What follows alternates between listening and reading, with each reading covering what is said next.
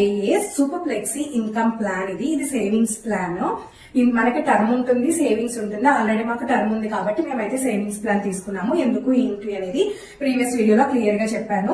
So ఇందులో మనము 2 types ఉంటాయి, plan A, plan B. First plan A గురించి అయితే చెప్తాను. అండ్ మేము ఫస్ట్ ఆఫ్ ఆల్ డే 1 నుంచి కూడా మనం ఈ రోజు పే చేసాము అమౌంట్ అంటే నెక్స్ట్ డే నుంచి మనకి కవరేజ్ అనేది ఉంటుంది. మనకి ఏమైనా సరే మన వెనకాల మన పిల్లలకి ఫుల్ సెక్యూరిటీ అయితే ఉంటుంది. సో అదొకటి కన్సిడర్ చేసుకున్నాము. నెక్స్ట్ వచ్చేసి మనము 12 ఇయర్స్ ప్లాన్ ఏలో 12 ఇయర్స్ పే చేస్తాము. 12 ఇయర్స్ పే చేసిన తర్వాత 12 ఇయర్స్ వెయిట్ చేస్తాము. అండ్ 24th ఇయర్ లో మీకు ఒక్కొక్కసారి లంసమ్ అమౌంట్ అంటే మీరు 3 lakhs రూపీస్ కనుక పే చేశారు అంటే గనక 2 crores అమౌంట్ అయితే వస్తుంది.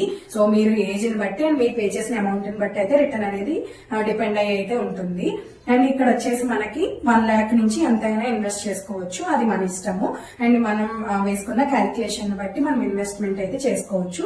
అండ్ ఇది ప్లాన్ ఏ అనమాట. స్ట్రైట్ అవే ఇంకా లంసమ్ అమౌంట్ అయితే ఒకేసారి తీసేసుకుంటారు, అక్కడికి ప్లాన్ అయితే క్లోజ్ అయిపోతుంది. ప్లాన్ బి వచ్చేటప్పటికి సేమ్ మనం ఎంత అమౌంట్ అయితే పే చేయాలనుకుంటున్నామో ఆ అమౌంట్ 12 ఇయర్స్ పే చేస్తాము. 12 ఇయర్స్ తర్వాత ఒక 2 ఇయర్స్ అయితే గ్యాప్ ఇవ్వాలి.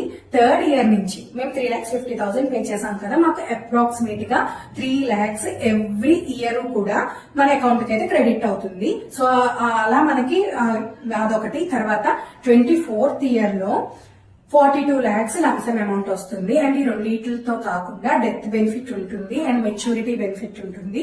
అన్ని బెనిఫిట్స్ కలిపి ఇప్పుడు ఈ 3 lakhs అమౌంట్ ఏదైతే ఉందో అది మేము ఎంత కాలం అయితే బతుకుంటామో అంత కాలం కూడా మాకు వస్తూనే ఉంటుంది. టోటల్ అమౌంట్ మాకు 2,32 lakhs వస్తుంది మేము పే చేసిన అమౌంట్ కి.